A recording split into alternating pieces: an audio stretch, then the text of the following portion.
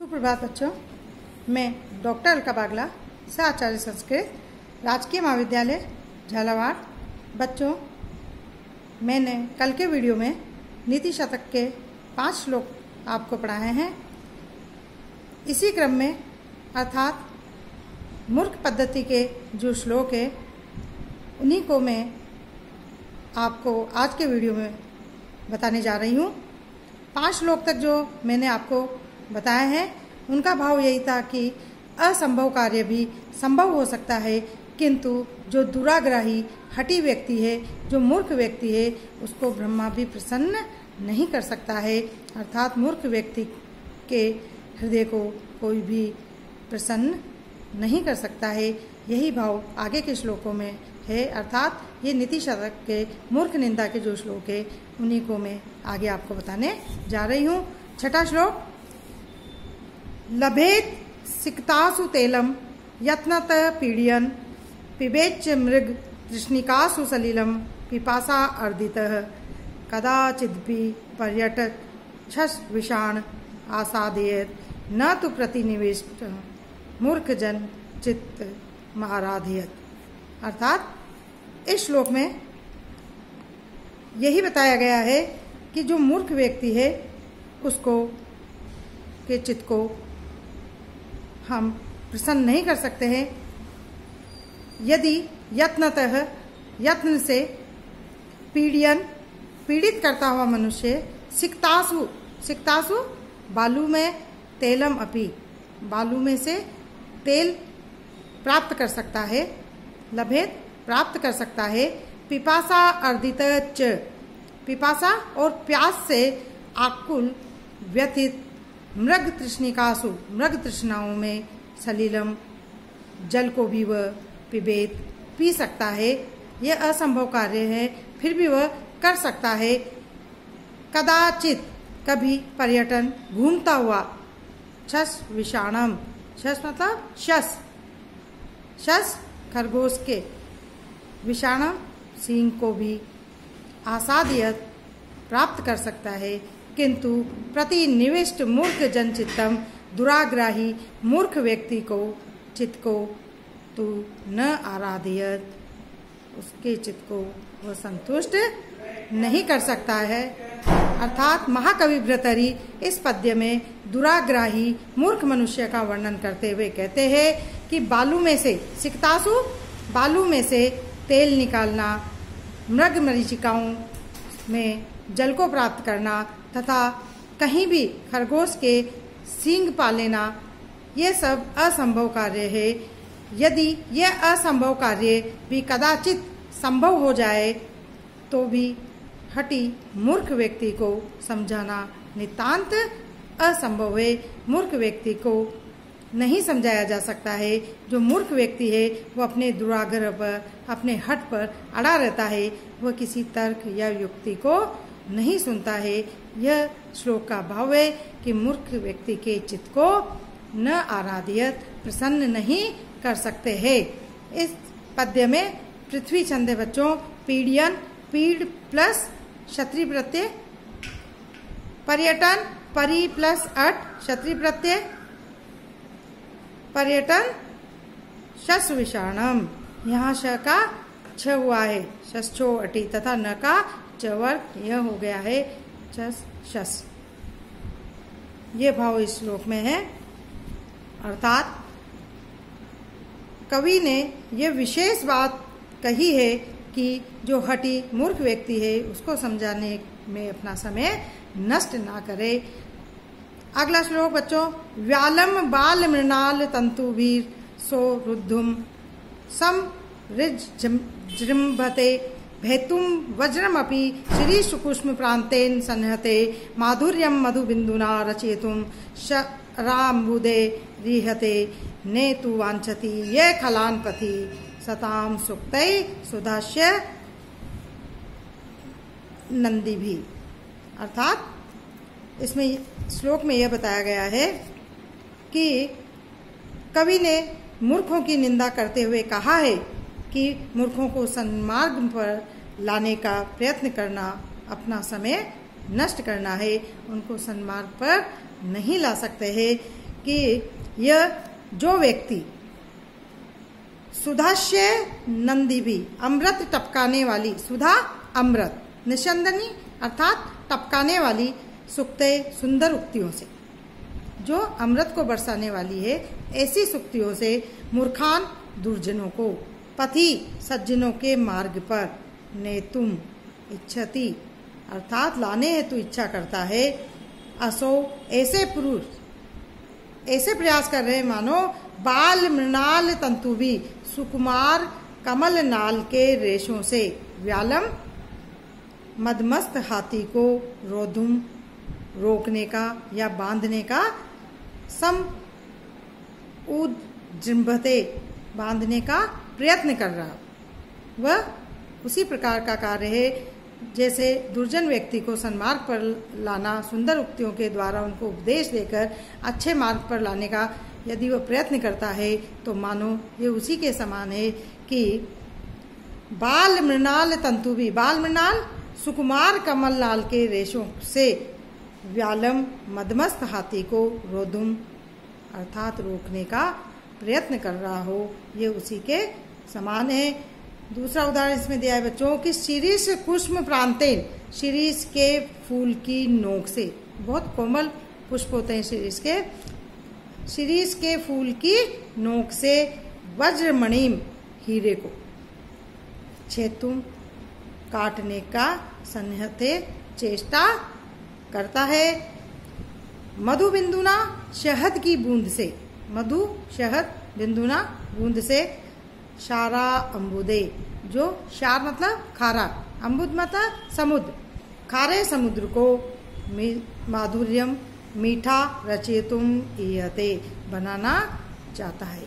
तो ये प्रयत्न उसका व्यर्थ है, ये उसी के समान है जिस प्रकार जो मनुष्य अमृत से सिक्त मधुर वचनों से दुर्जनों को सज्जनों के पथि मार्ग में ले जाना चाहता है, वह कोमल कमल लाल के रेशमी जो धागे हैं उनसे उन्मत्त हाथी को, मदमस्त हाथी को बांधने की चेष्टा करता हो। जिस प्रकार रेशम के धागे से या कोमल कमल लाल के तंतुओं से हाथी को नहीं बांधा जा सकता, उसी प्रकार सुंदर उक्तियों से मूर्ख व्यक्ति को या दुर्जन व्यक्ति को सज्जनों के मार्ग पर नहीं ले जाया जा सकता है, ये उसी प्रकार व्यर्थ है। दूसरा उदाहरण इसमें दिया है बच्चों कि यदि शिरीषम कोमल शिरीष के पुष्प के अग्रभाग से अति कठोर वज्रमणि जो अति कठोर हीरे को छेदना या छेतुम काटना असंभव है, तो वह मानो सन्मार्ग पर लाने का उसी प्रकार प्रयास कर रहा है जिस प्रकार कोमल शिरीष के पुष्प के अग्रभाग से अति कठोर हीरे को काटना चाहता है और एक बूंद शहद से खारे समुद्र को मीठा करना चाहता है, यह नहीं हो सकता। उसी प्रकार दुर्जन व्यक्ति को सन्मार्ग पर लाने के लिए वह कितने भी सुंदर उक्तियों से, सुंदर उपदेशों से उसको लाने का प्रयास करता है, तो यह इन्हीं के समान है कि एक बूंद से खारे समुद्र को मीठा करना, शिरीष के कोमल पुष्पों के अग्रभाग से हीरे को काटना और कमलनाल के तंतुओं से हाथी को बांधना की जो चेष्टा करता है, ये उसी के समान है। तो बच्चों, इस श्लोक में महाकवि भर्तृहरि का कथन है कि मूर्ख व्यक्ति को कभी भी कदापि सज्जनों के मार्ग पर नहीं लाया जा सकता। कोई व्यक्ति अमृतपूर्ण मधुर वचनों को बोलते हुए यदि मूर्ख को सज्जन बनाना चाहता है तो वो उसका प्रयत्न उसी प्रकार व्यर्थ होता है जैसे मस्त हाथी को सुकुमार कमलनाल के तंतुओं से बांधना चाहता है, शिरीष के पुष्प के अग्रभाग से वज्रमणि को काटने का प्रयास करता है और विद्वानों के द्वारा व्यर्थ एवं वह निंदित कहा जाएगा उसका यह प्रयास। इसी प्रकार जो शहद की एक बूंद से खारे पानी के समुद्र को मीठा बनाना चाहता है तो ये उसका प्रयत्न व्यर्थ है। उसी प्रकार मधुर वचनों के द्वारा किसी भी मूर्ख व्यक्ति को सन्मार्ग पर लाना असंभव कार्य है। इसमें वो उसका समय ही नष्ट होता है। अर्थात मूर्ख व्यक्ति कभी भी सुंदर उक्तियों से या उपदेशों से सन्मार्ग पर नहीं लाया जा सकता, उसका ये प्रयास व्यर्थ जाता है। हठी व्यक्ति को सुभाषित के द्वारा, नीति उपदेशों के द्वारा कभी भी सज्जन नहीं बनाया जा सकता, कभी भी सन्मार्ग पर नहीं लाया जा सकता है। प्रस्तुत श्लोक में शार्दुल विक्रीडित छंद है। इस श्लोक में निदर्शन अलंकार है, अर्थात दृष्टांत उदाहरण दे दे के जो बताया जाता है उसमें निदर्शन अलंकार है। तंतु भीर असो, तंतु भी प्लस असौ विसर्ग संधि का प्रयोग हुआ है। रोद्धुम रुद्ध धातु है और तुमुन प्रत्यय है। रुद्ध धातु रोकने के अर्थ में बच्चों। भेतुम भेदने के अर्थ में भिद धातु। तुमुन प्रत्यय। रचयितुम रच धातु रचना करने के अर्थ में तुमुन प्रत्यय। इहते इह धातु लट लकार प्रथम पुरुष एक वचन। शारा अंबुदे, शार प्लस अंबुदे, यहाँ दीर्घ संधि का प्रयोग हुआ है। नेतुम नी धातु है, तुमन प्रत्यय है। सुक्ते सु प्लस वच धातु, सु प्लस वच धातु कहने अर्थ में। त प्रत्यय तृतीया का बहुवचन का रूप है। अब बच्चों 8वां श्लोक आपका। स्वायतम एकांत हितम विधात्रा विनिर्मितम छांदन मज्ञताया विशेषत सर्वविदाम समाजे विभूषणम मौन पंडिता नाम। इस श्लोक में कवि भर्तृहरि ने कहा है कि विद्वानों की सभा में मूर्खों का आभूषण मौन रहना है। अर्थात विद्वानों की सभा में मूर्खों का मौन रहना उनका आभूषण होता है।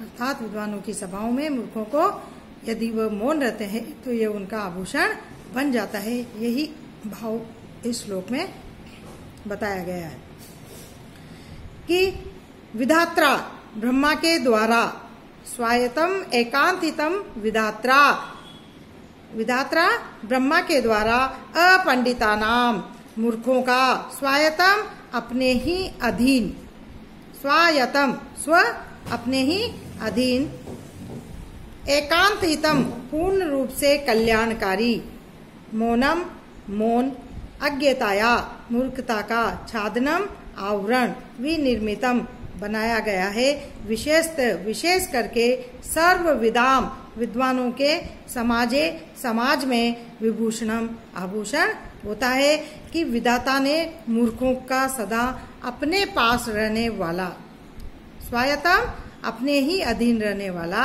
अपने ही पास रहने वाला, एकांत हितम पूर्ण रूप से कल्याणकारी, यह बहुत ही हितकारी तथा अज्ञताया, अज्ञताया मूर्खता को ढकने वाला, अज्ञानता को ढकने वाला मौन रूपी जो गुण बनाया है, विनिर्मितम बनाया है, जो विशेषतः विशेष रूप से विद्वानों के समाज में उनको सुशोभित करता है। अर्थात विद्वानों के बच्चों भर्तृहरि के अनुसार विद्वानों की सभा में मूर्खों को चुप रहना चाहिए। ये चुप रहना ही उनके लिए कल्याणकारी है, हितकारी है, क्योंकि मौन को ही मूर्खों का आभूषण कहा गया है कि विभूषणम मौन पंडिता नाम, अर्थात मौन रहना ही पंडितों का आभूषण है। अर्थात उनकी मूर्खता को छिपाना ही अपंडिता नाम अर्थात मूर्खों का आभूषण है। इस श्लोक में मौन को मूर्खों का श्रेष्ठ आभूषण बताया गया है बच्चों। उपजाति छंद है और निदर्शन अलंकार है। अब बच्चों अपंडिता न पंडिता इति अपंडिता, अर्थात नए समास से मूर्ख, मौनम मंडिता नाम, मौनम प्लस अपंडिता नाम, हल संधि का प्रयोग हुआ है। विधात्रा वी प्लस धा त्रिच प्रत्यय और टा करके विधात्रा शब्द बना है। अब अगला जो श्लोक है बच्चों, इसमें विद्वानों की संगति में ही जो अल्पज्ञ है, जो ज्ञान को सीमित रखते हैं, उन अल्पज्ञों का घमंड नष्ट होता है। यदि वह विद्वानों की संगति में रहते हैं तो ही उनका जो ज्ञान बढ़ता है और उनका घमंड नष्ट होता है। यह इस श्लोक में बताया गया है कि यदा किंचित ज्ञो अहम गज इव मदान्ध संभवम तदा सर्वज्ञो अस्मित्ते अभवद विलिप्त मम मन। यदा किंचित बुद्धजन स आकाशाद अवगतम तदा मूर्खो अस्मिति ज्वर इव मदो में व्यपगत। कि यदा जब अहम मैं किंचित ज्ञ कुछ ही जानता था, अर्थात थोड़ा बहुत जानता था, गज इव तब मैं हाथी के समान मदांत मदमस्त हो गया था, संभवम हो गया था, मदांत अर्थात मदमस्त हाथी के समान हो गया था जब मैं कुछ ही जानता था, अर्थात बहुत थोड़ा ज्ञान रखता था, तो मैं मदमस्त हाथी के समान हो गया था। सर्वज्ञ अस्मि, और जब मैं सब कुछ जानने वाला हूँ, इति इस प्रकार मम मन मेरा मन अवलिप्तम गर्व से युक्त अभवत हो गया है। यदा जब